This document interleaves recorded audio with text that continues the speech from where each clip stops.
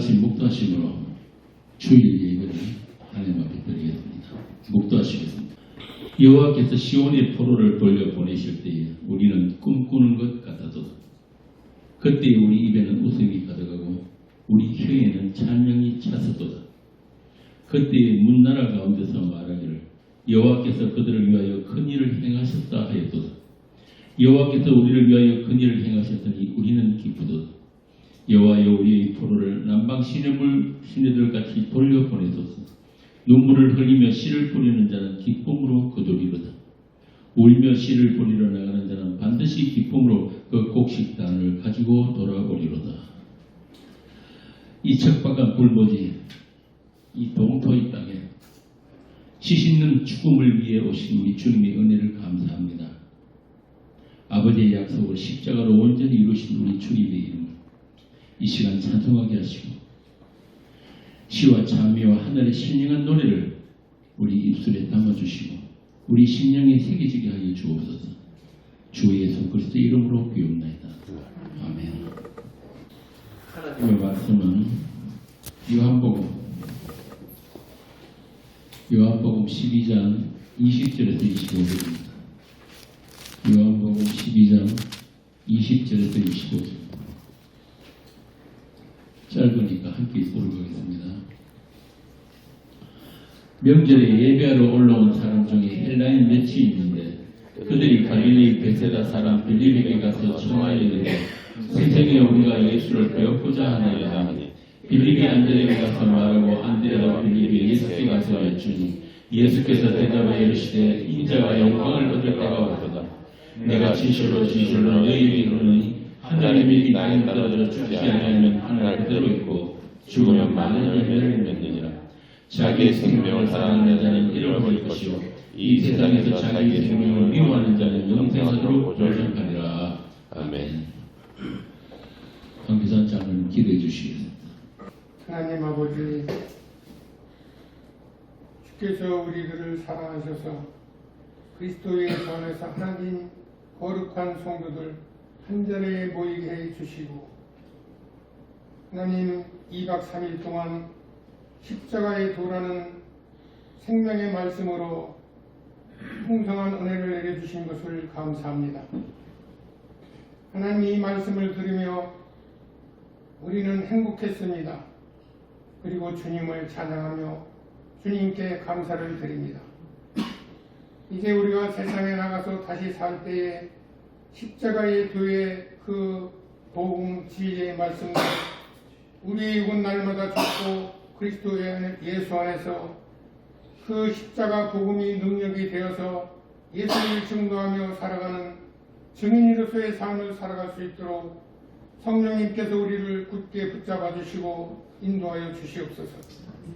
하나님 아버지, 참으로 이 길을 가는 길은 결코 쉽지 않지만 우리는 힘들고 할 수 없지만 하나님께서 이끌어 주시니 하나님 감사합니다. 생각하면 생각할수록 말씀을 듣고 또 새길수록 하나님 아버지 감사하고 그 은혜에 찬양할 수밖에 없습니다.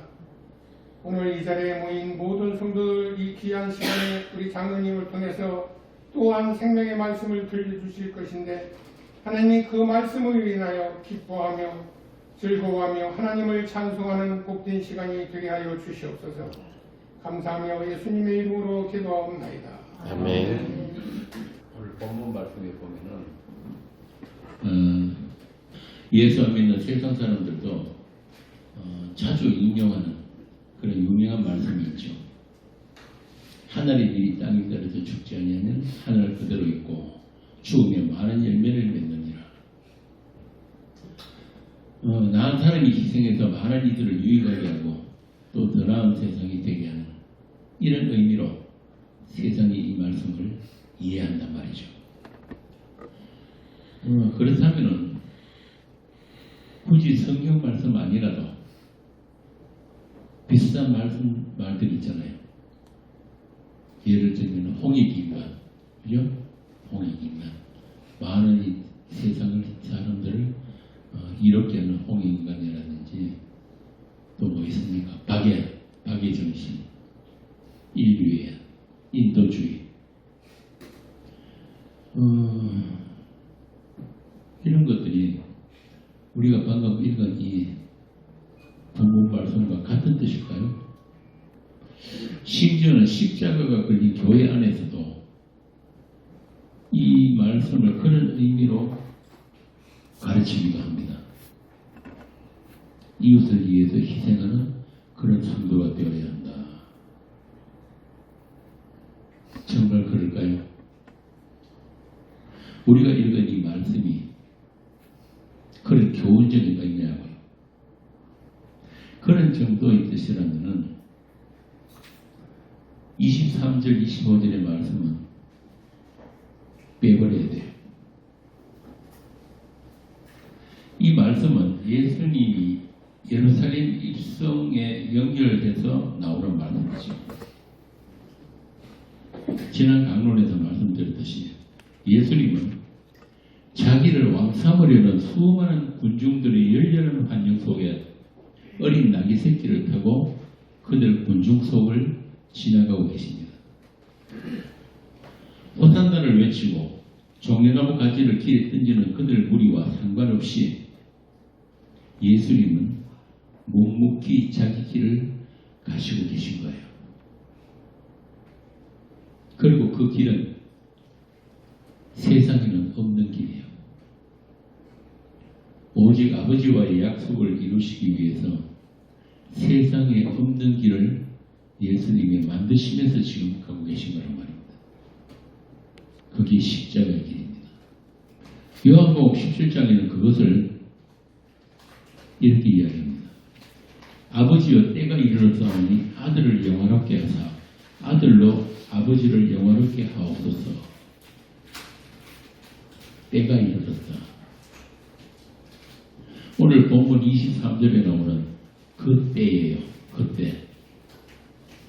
인자가 영광을 얻을 때. 그리고 뒤이어서 하늘의 길이 땅에 떨어져 죽으면 많은 열매를 맺는다는 말씀을 하신 것입니다. 자, 그러면 세상이 오해하는 그런 단순한 선행의 차원이 아니라 하나님의 때, 하나님의 약속, 하나님의 영광과 관련된 말씀이라는 것을 적어도 예수 믿는다는 교회는 알아야 하잖아요. 그냥 세상과 똑같은 의미로 이런 말씀들을 받아들일 수는 없다는 것입니다. 세상의 관심은 한마디로 뭐예요? 뭐 교회를 다니든지 절을 다니든지 뭐 어딜 다니더라도 모든 인간들의 관심은 인간들의 행복, 인간들의 안전, 인간 세상의 발전에 있어요. 그렇죠? 그런데 하나님의 뜻은 그런 인간들의 바람과는 전혀 다른 데 있단 말입니다. 그렇게 자기 목숨을 보존하고 더 튼튼히 해서 인간의 이름을 하늘에까지 닿게 하려는 그런 탐심, 자기 표현하는 자기 증명, 자기 사랑을 전면 부정하면서 주어지는 다른 생명, 곧 영생을 주시기 위해서 예수님이 그 때를 말씀하고 계신 것입니다. 그때 영원전에 있었던 아버지와의 약속이 이제 세상 속에서 성취되는 때가 이르렀다. 예수님은 그 때를 위해서 오신 분이에요. 바꾸어 말하면 여기 적어놓은 씨 씹는 죽음이라는 그 약속의 때입니다. 세상의 어떤 오해와 충돌과 상관없이 예수님은 오직 이 아버지와의 이 약속을 위해서 자기 길을 가시고 이 땅에 그 언약의 피를 남기시고 아버지께로 돌아가신 거예요. 그리고 그 피로 인해서 그 씨 씹는 죽음으로 인해서 이 불임의 땅에 불모지에 생육과 번성의 역사가 일어나게 된 것입니다. 생육과 번성 많이 들어보셨죠? 창세기 1장 28절 봅시다. 창세기 1장 28절. 하나님이 그들에게 복을 주시며 하나님이 그들에게 이르시되 생육하고 번성하여 땅에 충만하라. 땅을 정복하라. 바다의 물고기와 하늘의 새와 땅에 움직이는 모든 생물을 다스리라 하시니라. 하나님께서 자기 형상으로 지으신 아담과 하와에게 축복하십니다. 생육하고 번성하라. 그런데 그 아담이 과연 그렇게 생육하고 번성했어요? 아니잖아요. 아담이 낳은 첫 아들부터 형제간의 살육사건이 벌어지고 그 아담은 선악과로 인해서 하나님이 마련해 주신 그 에덴에서 쫓겨나 버렸단 말이에요. 그 후에 하나님이 스스로 축복하신 그 아담에게 저주를 내리십니다. 어떤 저주입니까? 응?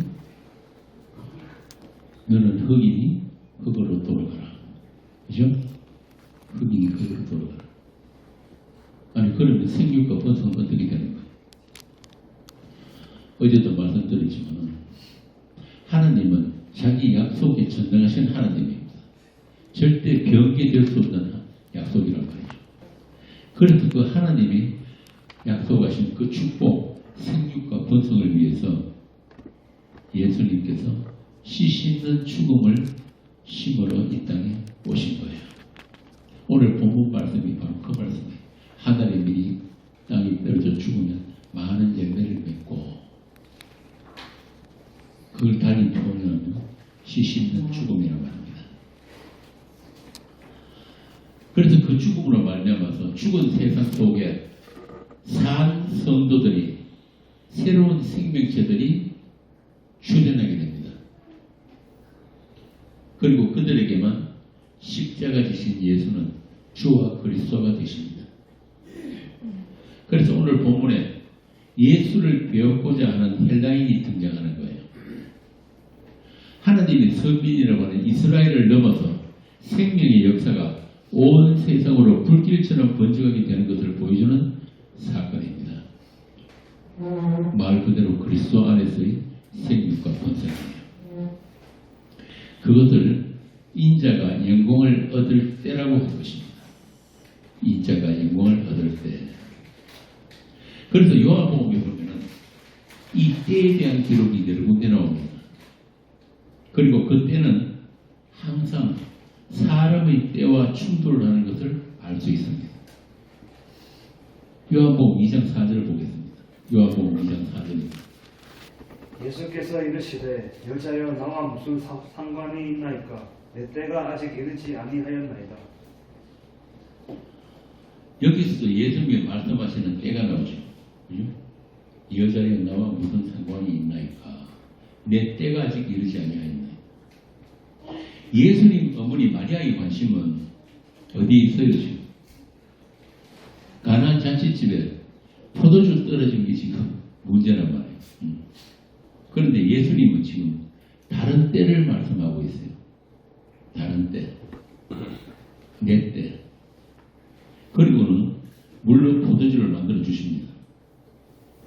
때가 이르면 너희들은 이 포도주 말고 질이 다른 새 포도주를 마시게 될 것이라는 것을 이 표적을 통해서 보여주신 거예요. 그리고 다시 유대인들이 때라고 하는 6월절 절기에 예수님은 성전에 나타나십니다. 그러니까 6월절이라고 하는 유대인들이 때 그들이 종교 행태가 되어버린 그 6월절을 부정하시기 위해서 일부러 6월절에 성전에 나타나셔가지고 뭘 하셨어요? 성전에서 돈 바꿔주는 장사치들을 다 쫓아내버렸죠. 그리고는 이렇게 말씀하십니다. 너희가 이 성전을 헐라 내가 사흘 동안에 이렇게 해요. 그러니까 유대인들이 뭐라고 합니까? 이 성전은 46년 동안의 지었건을 네가 3일 동안에 일으키겠느냐. 여기서 또 한 번 사람의 때와 예수의 때가 충돌을 하고 있는 거예요. 그죠? 이게 세상이 알지 못하는 그 예수님의 사흘이란 말이에요. 예수님의 사흘. 예수님의 때와 충돌하는 이 사람의 때. 그러니까 이 세상을 흐르고 있는 이 시간, 인간들이 관리하기도 하고 계획하기도 하는 그 인간들일 때, 그 세상 시간을 절단하면서 토막내면서 나타나는 수직적인 시간, 묵시의 시간. 유대인들이 잡으신 그들의 영광을 그들은 다 그 성전을 통해서 그런 자기들의 자부심을 가진 사람들이에요. 그리고 하나님이 주신 그 절기를 정말 목숨 걸고 지키려 했던 사람들이에요. 어느 정도냐 하면 안식일이 되면은 적군이 쳐들어와도 삐지를 놨습니다. 안식일이 일하면 안 된다고. 그냥 맞아 죽었어. 그리고 왜 이방 나라들이 쳐들어오면은 성전을 지키겠다고 성전에 앉아가지고 그냥 맞아 죽었단 말이에요. 그 정도로 유대인들은 성전에 대한 자부심, 그리고 하나님이 주신 그 절기, 명절에 대한 자부심이 대단했던 사람들입니다. 그런데 그 예수님께서 지금 오셔가지고 그 성령과 그 절기, 6월절의 절기를 지금 부정해 버리신 거예요. 예수님의 영광은 그 종교의 성전이 아니라 시시 있는 죽음으로 완성되는 진짜 성전, 다른 성전, 하나님의 집, 하나님의 나라, 곧 여러분들이란 말입니다. 여러분들이 하나님의 성전이에요. 하나님의 신부들이에요.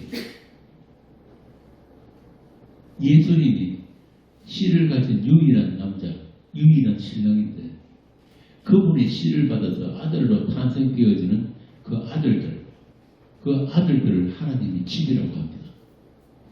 에베소서에 나오죠. 그리스도 안에서 서로 연결하여 하나님의 집으로 지어져 가고, 이미 묵시 안에는 완성되어 있는 집이지만 이 역사 속에서는 그렇게 서로 연결하여서 하나님의 집으로 지어져 가는 게 바로 여러분들이에요. 그 일을 위해서 지금 예수님이 이 동토인 땅, 풀한복이 나지 않는 이 황무지, 불모지 씨를 심으러 오셨단 말입니다. 세상 종교의 신전을 부정하는 것으로 예수님은 자기 공생의 역사를 시작하십니다. 오늘날도 마찬가지예요.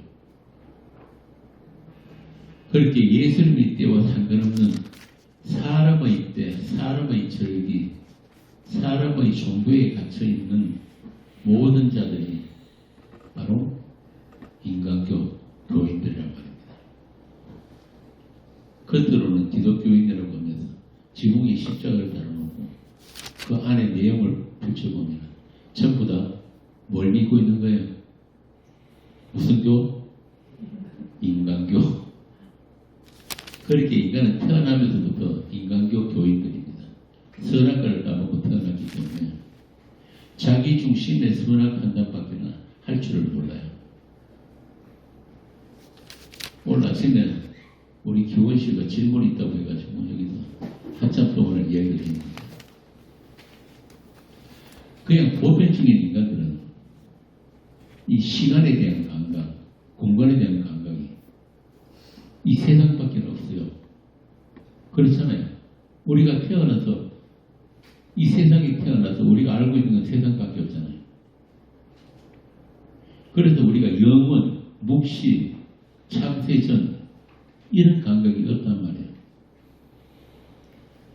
그런데 예수님은 무시간적인 영혼의 그 세계에서 오신 분이잖아요.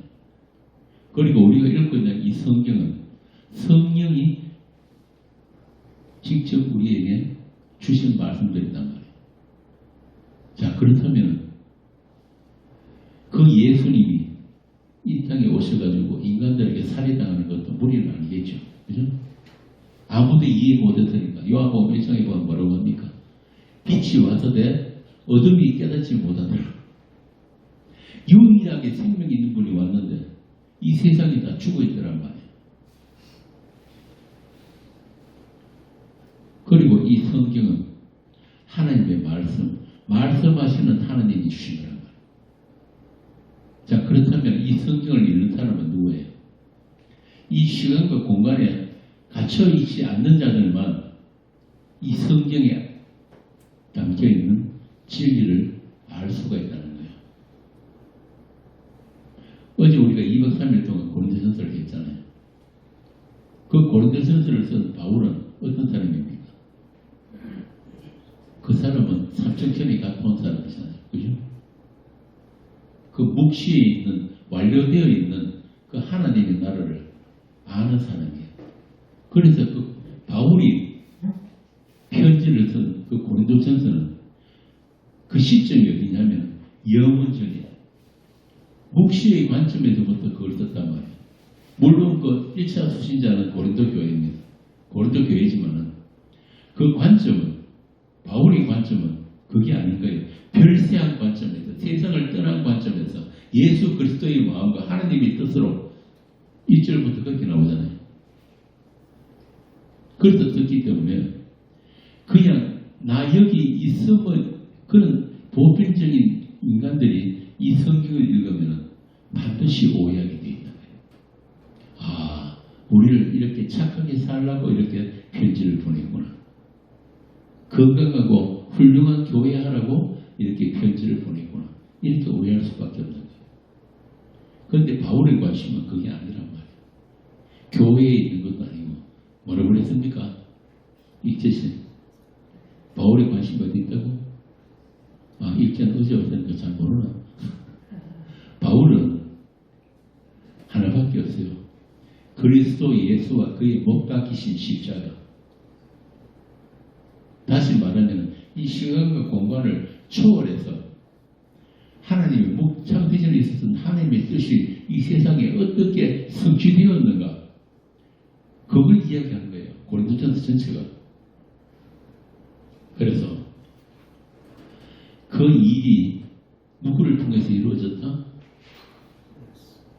이 땅에 오신 인자, 하나님의 아들, 말씀 육신으로 오신 그분에 의해서 시시 있는 죽음에 의해서 그 일이 성취됨으로 말미암아 오늘날 우리에게, 성도들에게 이 말씀이 주어졌단 말이에요. 이 말씀을 성경 말씀을 잘 깨닫고 이 성경 말씀을 잘 지켜서 너희들 다 천국 와야 돼, 이런 뜻이 아니라 너희들은 이미 그리스도 예수 안에서 완성된 하나님의 나라다, 하나님의 아들들이다, 그 이야기란 말입니다. 그래서 성경을 어떤 관점에서 어느 시점에서 일어나에 따라 가지고 이 책은 아주 위험한 책이 될 수도 있고 또 생명의 말씀이 될 수가 있는 거예요. 그래서 예수님은 오늘 방금 읽은 요한복음 12장 바로 앞에 마침내 드디어 그 인자가 영광을 얻을 때가 왔기 때문에 혼자 어린 나귀 새끼를 타고 예루살렘으로 입성하십니다. 그때 야단 났어요. 근데 예루살렘과 2월절 명절 때는 20살 이상 된 남자들은 무조건 다 봐야 돼요. 예루살렘에. 그때 모이는 인구가 한 60만이라 그러니까 그 좁은 예루살렘에 사람들이 바글바글 해줄 거 아닙니까? 그런데 이미 소문은 다 나버렸어. 메시아가 왔다. 다윗의 영광을 재현할 수 있는 그 다윗의 후손 메시아가 왔다. 그러니까 뭐 502의 기적부터 시작해서 죽은 사람 살리는 거, 38년 병자 일으키는 거 시작해가지고 그 소문이 급속하게 퍼져나갔으니까 다 몰렸던 거예요. 그리고 양길 양옆에 서가지고 호산나, 호산나, 호산나란 말은 지금 우리를 구원하소서 이런 뜻이고, 호산나, 그러니까 종려나무 가지를 길이 던지고 야단에 났는데 예수님은 그들 군중 속을 그냥 묵묵히 아무 말도 없이 그냥 가십니다. 아까 제가 말씀드린 것처럼 이 세상에 없는 길을 스스로 만드시면서 그렇게 가신 거예요. 그런데 하시는 말씀이 오늘 본문에 보면 헬라인들이 자기를 찾으러 왔다 예수를 배웠고자 하십니다 하니까 드디어 이 자가 영광을 얻을 때가 왔구나. 이게 무슨 말입니까? 하나님의 약속. 그 일을 위해서 내가 드디어 이 땅에 씨 씹는 죽음을 죽을 그때가 왔다 이 말입니다. 방금 읽은 요한복음 2장에서 예수님 어머니 마리아가 포도주 이야기를 할 때 그 때를 말씀하셨잖아요. 그죠? 내 때가 아직 이르지 않았다. 그게 바로 지금 그 때란 말입니다. 역시 같은 내용이 요한복음 4장에도 나옵니다. 여러분들 잘 아시는 그 사마리아 여인 우물가에서 만난 그 이야기. 여기도 보면 예수님이 말씀하시는 때가 나와요. 4장 22절 24절을 읽어보세요. 예수께서 이르시되 여자여 내 말을 믿으라. 이 산에서도 말고 예루살렘에서도 말고 너희가 아버지께 예배할 때가 이르리라. 너희는 알지 못하는 것을 예배하고 우리는 아는 것을 예배하노니 이는 구원이 유대인에게서 남이라. 아버지께 참되게 예배하는 자들은 영과 진리로 예배할 때가 오나니 곧 이때라. 아버지께서는 자기에게 이렇게 예배하는 자들을 찾으시느니라. 하나님은 영이시니 예배하는 자가 영과 진리로 예배할지니라. 계속 때가 나오죠. 때.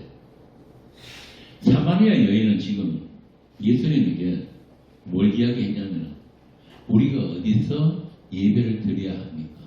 장소를 이야기합니다. 그리심산입니까? 아니면 예루살렘입니까?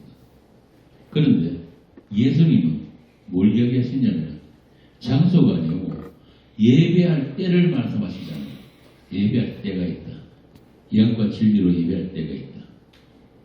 그러니까 인간들의 종교 행사, 그런 종교 행사가 벌어지는 장소가 아닌 그런 신전이 아닌 성령 안에서 진리이신 주님과 교제할 수 있는 그 때를 말씀하신 거예요. 니들이 성령 안에서 나하고 교제할 때가 있다. 말씀을 나눌 수 있는 때가 있다. 그게 언제입니까? 예? 뒤에서는 씨 씹는 죽음으로 하나님의 약속이 성취된 후에 이 땅에 오실 성령에 의한 지의 예배, 영의 예배가 드려지는 그 때입니다. 예수님의 십자가 영단번의 제사로 주님과 함께 하나님께 드려진 피로나신 성도들이 그 이름을 송축하며 그 십자가의 영광을 찬송하게 되는 그 예배의 때, 바로 지금이에요. 지금 여러분들이 그들을 하늘적인 존재, 영의 아들이라고 합니다. 요한복음 4장 봅시다. 4장 22절에서 24절에 보면은 하나님은 영이시니 예배하는 자가 영과 진리로 예배할지니라. 제가 말씀드렸죠. 하나님은 육체가 된 자들의 예배를 받지 않으십니다. 다시 말하면 생명이 없는 것들과는 상관을 안 하세요. 하나님 부정하다. 그래서 사도를 로마서에도 보면은 너희 몸을 산 제물로 드리라, 산 제사로 드리라고 한 거예요. 이게 무슨 뜻입니까? 예수님의 그 씻는 죽음에 함께 참여된 그 제사를 이야기하는 거예요. 예수님은, 하나님은 예수님이 제사만 받으셨어요. 하나님은 예수라는 그 제물만 받았단 말입니다. 다른 거 안 받으세요. 그래서 구약의 모든 제사는 이 예수님의 영단번의 십자가의 그 제사를 모형하는 것일 뿐이에요. 자, 그렇다면 이제 예수님께서 그 영단번의 제사, 하나님이 받으시는 그 영단번의 제사, 그 제물로 이미 받으셨는데 그뿐만이 아니고 그 예수님과 함께 우리 자신들도 하나님의 성도들도 그 십자가 위에서 다 받으셨는데 왜 자꾸 돈 내라 그러나? 아니 교회가 무슨 하나님이 그렇게 돈을 받으시는 분이에요? 11조 내라, 절기 헌금 내라, 무슨 특별헌금, 뭐 별미헌금까지 나오고 요즘 뭐 1,000번째, 3,000번째까지 생겼다는데 아니 무슨 교회가 그렇게 돈을 가르칩니까? 제가 단언하는데 하나님 돈 안 받으십니다. 돈 안 받으세요. 돈을 목사가 받고 교회가 받지 하나님은 돈 안 받으십니다. 그거 뭐하게 돈을 받아요 하나님이. 심지어는 하나님은 우리 기도조차도 안 받으시는 분이에요. 그럼 누구의 기도를 들으신 거예요? 예수님의 기도만 들으신단 말입니다. 로마서에 나오잖아요. 성령께서 말할 수 없는 탄식으로 우리를 위하여 뭐 하신다? 기도하고 계시는 거예요. 왜? 우리는 만날 나를 위한 기도밖에 안 하기 때문에. 맞습니까? 안 맞습니까? 그래서 주께서 지금도 하나님 옆에서 우리를 위하여 간구하고 계시는 거예요. 그 기도가 있어서 여러분들이 지금 이렇게 모이는 겁니다. 자, 이렇게 예수님은 의도적으로 인간의 때를 부정하는 그런 사건들을 언제 유대인의 절기에 맞추어서 일으키고 계신 것을 이 사도 요한은 의도적으로 반복적으로 기록을 하고 있단 말입니다. 한번 보세요. 38년 된 병자를 언제 고쳤습니까? 안식일에 일부러. 안식일에 이런 거 하면 안 되거든요. 그러니까 안식일에 38년 된 병자 고쳤다고 야단 났잖아요. 바리새인들 율법사들이. 소경된 자를 언제 고쳤습니까? 그것도 안식일에 고친 거예요. 그러니까 그 소경은 어떻게 됐습니까? 유대교에서 출교당했다니까요. 이게 무슨 말이냐 하면 전부 다 하나님의 때, 이 세상의 그런 시간, 인간들의 때 말고 하나님의 때, 수직적인 그 시간, 그 시간이 이 세상의 역사를 토막토막 내면서 침투했다 이 말입니다. 어떻게? 예수님의 시신된 죽음을 통해서. 이게 이미 구약 출애굽에서부터 예고되었던 거거든요. 제가 어제 말씀드렸죠. 출애굽한 이스라엘이 그 출애굽한 그 날로부터 달력이 바뀌어버린다. 달력이. 그 날을 한 해의 첫 달로 바꿔버린다. 그러니까 쉽게 말하면 앞으로 있게 될 질이 다른 시간, 그런 시간들이 이 땅에 주어질 텐데, 다시 말하면 크로노스 카이로스 여러분 많이 이야기 들으셨죠? 그런 수직적인 시간, 그 영혼과 맞닿아있는 시간들이 하나님의 성도들에게 주어지게 되는데, 무엇을 통해서? 예수 그리스도의 시신 있는 죽음을 통해서. 그 죽음 안에서 새로운 생명을 가진 자들이 잉태되어진단 말이에요. 유일하게 씨를 가진 남자는 예수 한 분뿐이기 때문에. 여러분들은 다 여자예요. 뭐 생물학적인 그런 여자를 이야기하는 게 아니고 에클레시아. 이 에클레시아는 교회란 말 자체가 여성의 명사란 말이에요. 그래서 예수라는 씨 가진 그 남자가 여러분들에게 그 씨를 심어줌으로 해서 새로운 생명으로 태어나는 것. 이걸 구원이라고 합니다. 구원. 그뿐만 아니고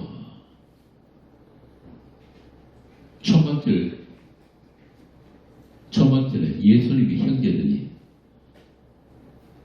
아직도 가톨릭에서는 그걸 인정 안 하지만 마리아는 예수만 낳았다 그러거든요. 그런데 그게 아니에요. 예수님 말고 예수님 동생들이 있었단 말이에요. 그래서 예수님 동생들이 초막절에 예수님 보고 뭐라고 합니까? 어떻게 하라고? 좀 더 성경 안 읽으시네. 초막절에 예루살렘으로 올라가라 그런단 말이에요. 왜? 아니 형님 같은 분이 저 중앙고대로 올라가야지 어떻게 여기만 계십니까? 거기 가서 예수님이 그 메시아됨을 선지자됨을 이스라엘 왕이 그 모습을 사람들에게 나타내소서 이랬단 말이에요. 그러니까 예수님이 뭐라 그럽니까? 내 때가 차지 못하였으니 너희들은 너희들의 명절에 올라가라. 야, 이거 같은 가족인데도 이렇게 시간이 달라, 때가 달라요. 예수님에게는 예수님의 시간에 때가 있고 예수님의 동생들이 또 예수님의 엄마도 마리아도 다른 때가 있단 말이에요. 그리고는 예수님 혼자 조용히 올라가십니다. 그리고 성전에 가셔가지고 예수님을 찾는 유대인들을 가르치신단 말이에요. 뭐라고 하십니까? 너희들은 스스로 말하지만, 그러니까 사람의 말을 하는 자들은 자기 영광을 구하는 자지만 나는 하나님의 영광을 구하러 왔기 때문에 하나님이 주신 말씀만 하신다. 이게 뭐냐 하면 하나님과 예수님 자신을 동일시해버린 거예요. 이거 유대인들에게는 엄청난 일입니다. 그러니까 유대인들이 뭐라고 합니까? 바로 참남하다. 참남하다. 네가 하나님을 모욕하는구나. 그래가지고 예수님 잡아 죽이려 했단 말이에요. 그런데 7장 30절에 보면은 그렇게 죽이려고 했는데, 돌로 치려고 했는데 그들이 손을 댈 수가 없었다고 그래요. 왜? 아직 예수님의 때가 이르지 않았기 때문에. 한 군데 더 봅시다. 요한복음 8장에 보면은 아브라함의 자손이라고 하는 유대인들과 논쟁하시는 장면이 나옵니다. 요한복음 8장 36절 읽어보세요. 그러므로 아들이 너희를 자유롭게 하면 너희가 참으로 자유로우리라. 아들이 너희들을 자유롭게 하면 너희가 참으로 자유롭다. 이 말은 무슨 말입니까? 내가 너희들을 안 풀어주면, 해방시키지 않으면 너희들은 영원히 종이다 이 말이에요. 죄의 권세 아래 갇혀져 있다. 그러니까 유대인들 듣는 유대인들이 불컥합니다. 아니 우리가 종된 적이 없거늘 무슨 네가 우리를 해방시켜 준다고 하느냐. 그러니까 예수님이 이렇게 말씀하세요. 너희 안에 내 말이 있을 곳이 없으므로 나를 죽이려고 하는구나. 너희 안에 내 말이 있을 곳이 없다. 이게 무슨 뜻이냐면 니들이 살고 있는 층과 나의 층이 다르다 이 말입니다. 접점이 없다. 접촉할 그런 면이 없다. 그래서 너희들이 있는 그 층을 뚫고 들어가야 되는데 아직은 그 때가 이르지 않았기 때문에 내가 어떤 말을 해도 내 말이 너희 안에 담겨질 수가 없다 이 말입니다. 이 요한복음이요 참 재밌는 책이에요. 여러분들 다 아시겠지만 사복음서 그죠? 마태, 마가, 누가, 요한 하잖아요. 그런데 이 요한복음만 딱딱 떼내버립니다. 마태, 마가, 누가를 뭐라고 합니까? 세 개를 공관복음. 그리고 요한복음 따로 떼내버린단 말이에요. 관점이 달라요. 요한복음. 이렇게 너희들은 아직까지는 내 음성을 들을 귀가 없다. 생명의 말씀을 담을 그릇이 없다. 그래서 내가 씨 씹는 죽음을 죽기 위해서 왔다. 내가 죽고 나면은 너희들에게 새로운 일들이 발생하게 되는데 그때에야 너희들이 내가 하는 말을 알아듣게 된다. 심지어는 제자들까지도 못 알아들었어요. 이렇게 이야기를 하니까 드디어 유대인들이 본격적으로 저 인간이 없어져야겠구나. 왜? 저 인간 이야기를 들어보면 저 예수가 있는 이상 자기들은 뭐라는 거예요? 죽은 자들을 말해. 죽은 자. 말귀도 못 알아듣고 보지도 못하는 소경, 귀머거리, 벙어리. 그래서 일부러 예수님 주변에는 그런 환자들이 많이 나타나게 되는 거예요. 요한이 일부러 그런 사건들을 기록한단 말이에요. 왜? 그들만 소경이고 그들만 귀머거리가 아니라 그들만 귀신 들린 자들이 아니라 온 세상이 다 소경이고 귀머거리고 귀신 들렸고 문둥병자다 이 말입니다. 그런데 예수님이 심지어는 자기한테 뒤에드는 유대인들 보고 뭐라 그런지 아세요? 너희 애비는 마귀다. 너희들은 마귀에서 태어나기 때문에 거짓을 말한다고 하시는 거예요. 참 듣는 유대인들 정말 기분 나쁘게 기분 더러운 거예요. 그러니까 유대인들도 만만치 않습니다. 뭐라고 하는지 아세요? 예수 보고 네가 귀신 들렸구나. 아, 진짜 재밌어요, 보면은. 그런데 진짜 귀신들은 이 예수를 알아보잖아요. 그죠? 예수님이 귀신 쫓아내니까 뭐라고 합니까? 아직 때가 이르지 않았는데 왜 당신이 우리를 쫓아냅니까? 그런단 말이에요. 귀신을 알아요, 예수님 존재를. 그런데 어떻게 인간들이 하나님의 선민이라고 하는 그 이스라엘은 한 번도 예수님을 알아본 자가 없었어요. 3년을 따라다닌 제자들조차도 몰랐단 말이에요. 그리고 예수님께서 그 때가 예수님이 때가 되어서 십자가를 지러 가시니까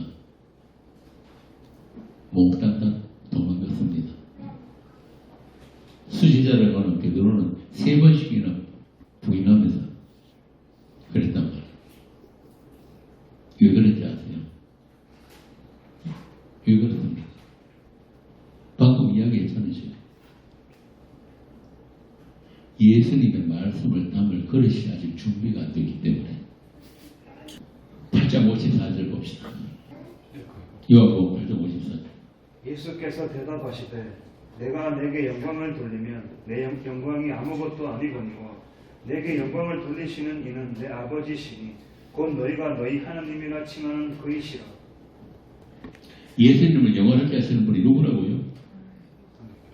내게 영광을 돌리시는 이는 내 아버지시니 곧 너희가 너희 하나님이라 칭하시는 그이시니라. 참 재밌습니다. 예수님을 영화롭게 하고 예수님에게 영광을 돌리는 아버지가 시키신 일이 뭡니까?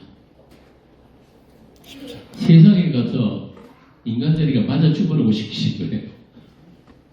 그게 바로 아버지가 내게 영광을 돌리는 일이라고 그런단 말입니다.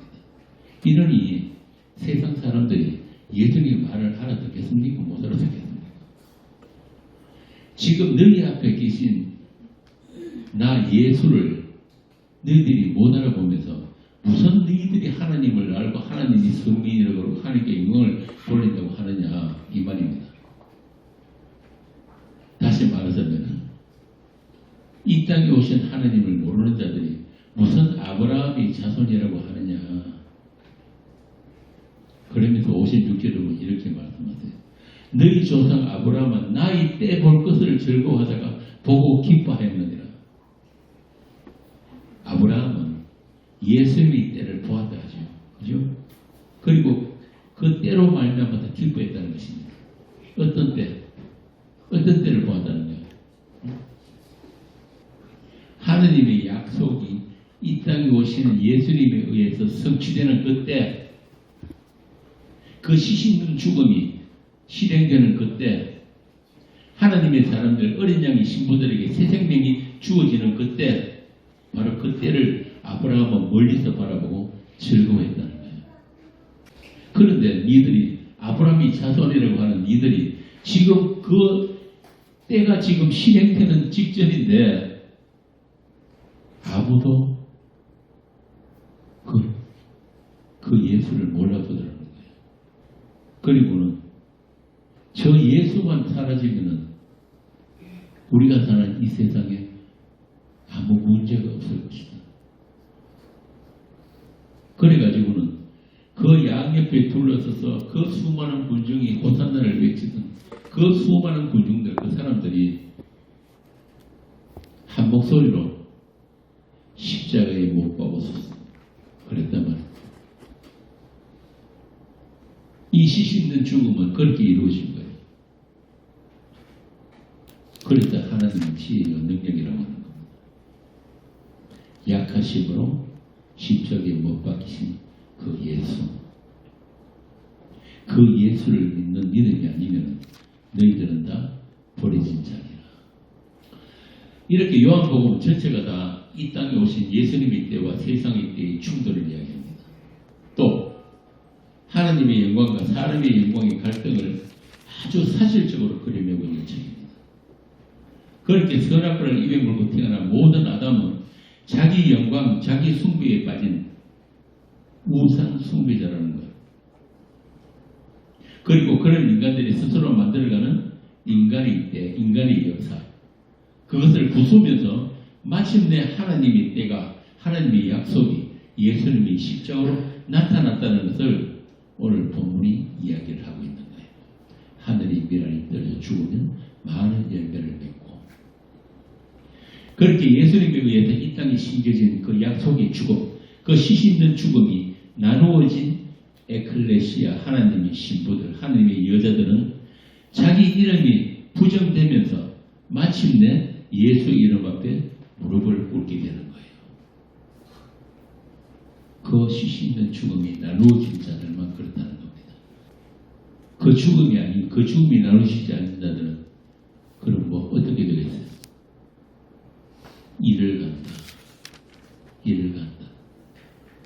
왜 나는 아닌데? 왜 나는 아닌데요? 그래서 빌립보서에 가면은 우리가 하나님께 돌리는 영광을 뭐라고 표현합니까? 예수 이름 앞에 무릎 꿇는 것.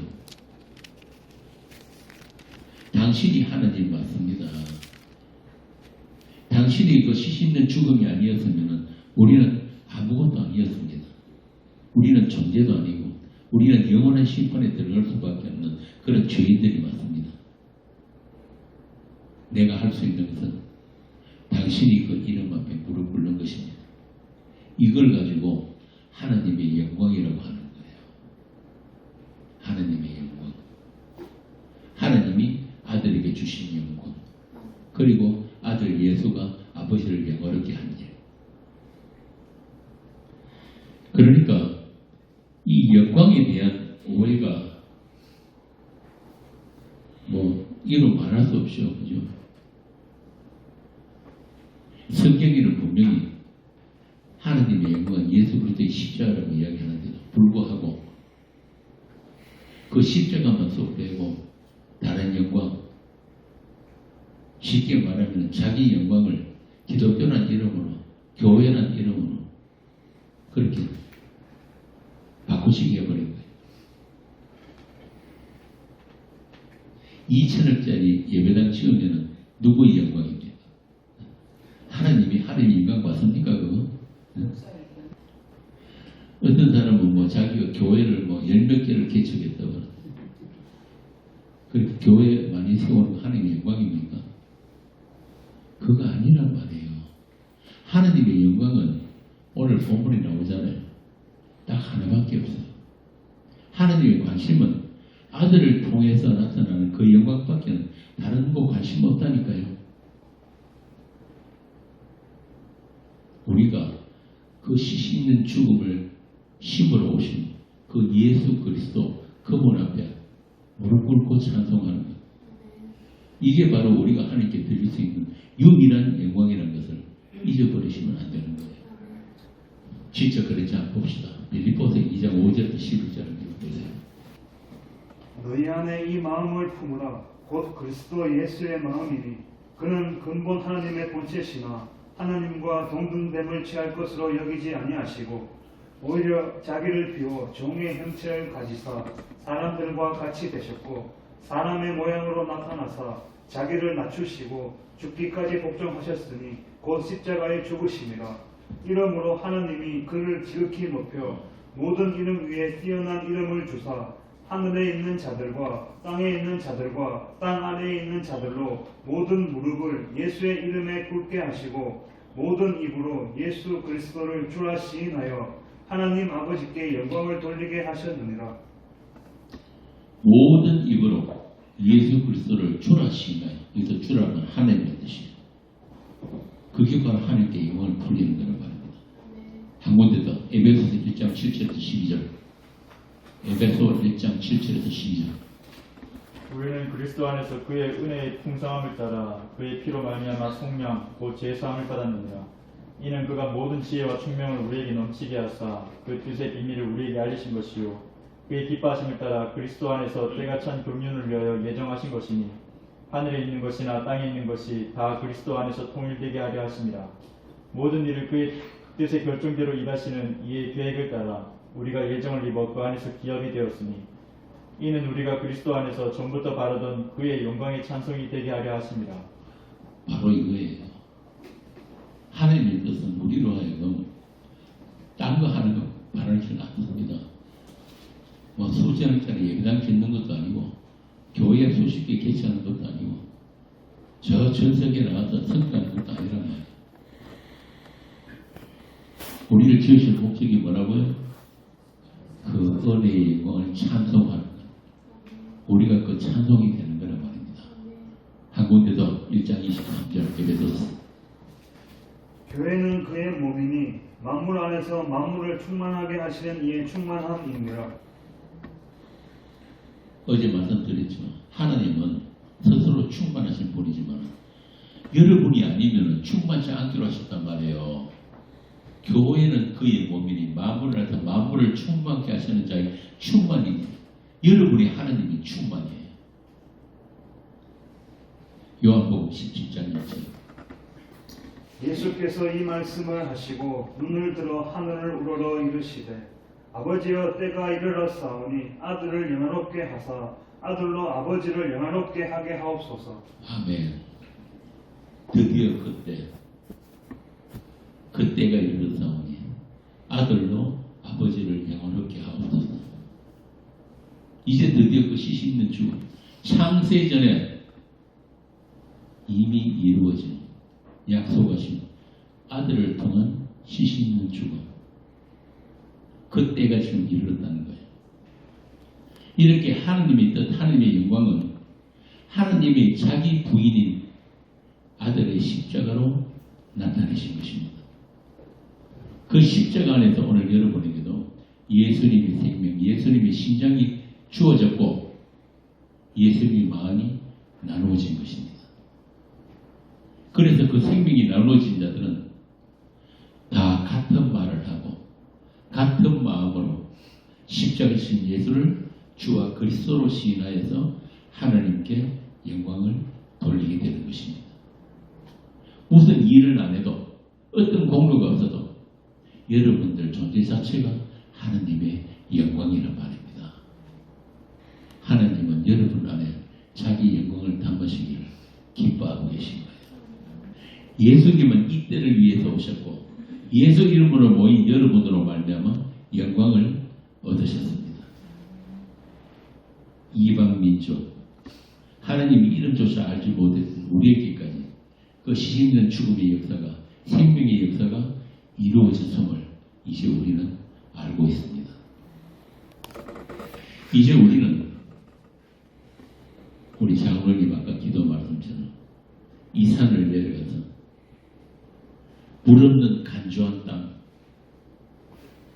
풀 한 폭이 없고 물 한 방울 없는 그 사막의 물정, 독사와 정갈이 들끓는 이 광야를 다시 걸어가야 합니다.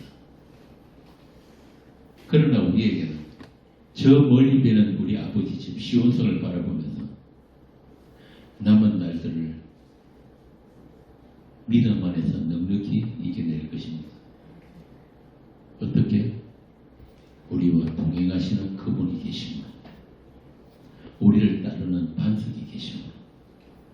그렇게 주님의 손에 붙들려서 영문 밖으로 나가는 그 십자가의 행렬 안에 저와 여러분이 있기를 빕니다.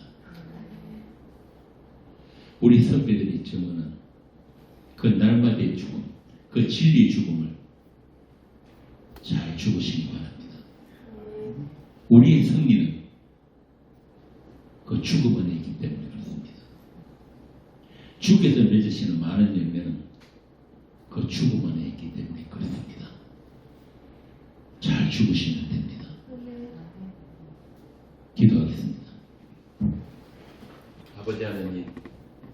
우리가 원치도 않았고 또 찾을 수도 없었던 그 생명의 길을 우리 주님이 홀로 가셨고 또 우리에게 생명길로 찾아오셨습니다.